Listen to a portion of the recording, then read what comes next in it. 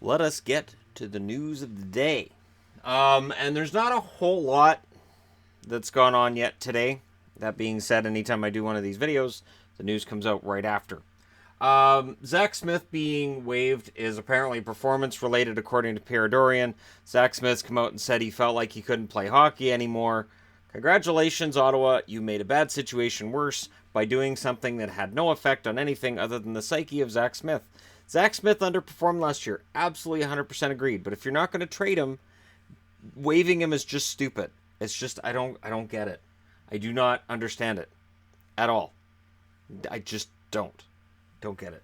It appears that McElhinney has won the backup job in Toronto. So you have your main squad and your secondary squad. Sparks has been moved over to the secondary squad. McElhinney's back with the primary squad. It's highly likely that McElhinney is going to be the backup. Also, Ozaganov looks like he's probably made the team as well. So if you're a Leafs fan and you're excited to see Sparks, you may have to wait. The thing is, of course, both Sparks and Pickard would have to go on waivers. I think you should throw them both on together because the odds of both of them getting claimed, very, very unlikely. I think personally right now, you look at the stats that Sparks put up in the preseason, I don't think he gets claimed anyways. I really honestly don't. Brandon Davidson has signed a 1-year, $650K contract with the Chicago Blackhawks. Smart move by the Hawks. I've always liked Davidson, and I'm bound and determined to see this kid play an 80-game schedule and play well and prove me right at some point. Maybe this is it. Who knows? But Davidson earns himself a contract, so it's nice to see that at least a tryout or two has actually made a difference. Erik Karlsson debuts tonight for the San Jose Sharks. He's going to be partnered with Marc-Edouard Vlasic. This is part of the crap defense that San Jose is going to put out. That's the reaction of every other coach when they see what San Jose is putting out on the ice. Okay, guys, we've got away from Karlsson.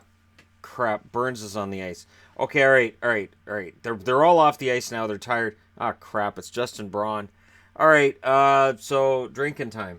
So I expect there to be some sleepless nights for coaches having to deal with those defensive pairings. Mark Letestu was signed by Columbus and then waived. So the Columbus Blue Jackets give him a $750K contract and then immediately waive him with the idea of sending him to the minors. We'll see what ends up happening with that and whether Letestu ends up back in the NHL at some point this season. But for right now, it looks like he's headed to the minors. And the Edmonton Oilers have assigned Ryan McLeod to the OHL. So he looked like he was close to making it, and then just barely doesn't end up making the team. But he got a lot of experience in the preseason, and I think we'll see him back next year. The Colorado Avalanche have sent numerous players to the minors. The most interesting are Kaut and Francouz. So Francouz was signed as a free agent early on in the summer with the idea that maybe he'd be one of these late-blooming Euros that is maybe capable of playing in the NHL. Has been usurped by Grubauer. If not for the trade to get Grubauer, odds are he'd be your backup. The other news that I don't have on the board is there's already some talk about the Oilers. Maybe Koskinen isn't going to end up being the backup. Maybe it'll end up being Montoya. It's a bit early for that talk, but it's already out there, and it'll be interesting to see what happens when the Oilers have that decision to make. The Rangers are in against Philadelphia tonight. New Jersey's playing Winnipeg. Arizona's playing the Oilers. Ottawa's playing Chicago. Calgary's playing San Jose. So the Flames and their coaching staff get to see Erik Karlsson with San Jose. And Florida's playing against the Tampa Bay Lightning, which, of course, the Battle of Florida is going to be very interesting this year. I think it's going to be the most interesting Battle of Florida anytime these teams played that we've seen in decades. Honestly, decades. I also wanted to talk about goalie equipment being slimmed down. Connor Hellebuck made a comment about how he took a puck basically right near the collarbone the other night. And he wouldn't have thought anything of it. You make the save however you can, but it hurt.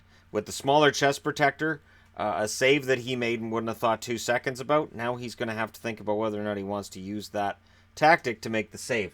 This is part of the reason goalie equipment gets slimmed down. Also, when you look at goals per game coming out of the lockout, it was at 6.16.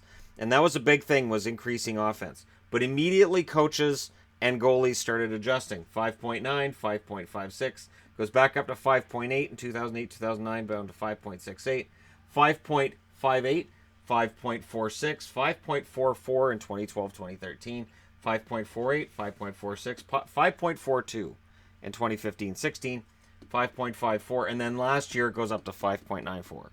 So we've started seeing offense creep back into the game. I will say this. It is standard in the NHL for scoring to go up when you have an expansion. So we'll see this year whether that had anything to do with it. If we see goal scoring go back down into this range, maybe Vegas made the difference. Maybe just that small change. And I know that sounds ridiculous, and I think it's ridiculous hearing myself say it, but we'll see. I also think that coaching has changed, and I think that with slimming down of equipment and rule changes made, I think the slashing on the hands being called all the time has allowed players to have more space and more time to be creative with the puck. And honestly, that's what we should be striving towards, is a game that rewards players who are really talented and have the ability to score a bunch of goals. That's kind of what they're supposed to be rewarded for. And we've had a league that at times has punished that has made it easier for the slower, bigger player to just hold the other guy back. So the NHL's done everything it can coming out of the lockout to fix that, and they're still working on it. And now they're working on the goalie equipment as well, because goalies do make saves with their equipment, not necessarily because they're able to make the save. So, and I talked about that in a recent video as well, and we'll see what happens during the season. But during the preseason, goal scoring has been high. And this favors a team like the Edmonton Oilers. As long as they can get their defense and goaltending in line, the Oilers can score well above 3 goals a game, which they did in the last 28 games of the season last year. I think they had minimum of 3 goals in most of their games for the last 28 games last year. It's a matter of their defense and goaltending holding up their end of the bargain. So there you go. Today's news and notes. Let me know your thoughts in the comment section below. I haven't heard anything about Bortuzzo yet. I would imagine that'll come out in a couple hours. But between then and now, thank you guys so much for watching. Hit like and subscribe if you're browsing your way through. You just happened upon this video. And I'll talk to you again soon.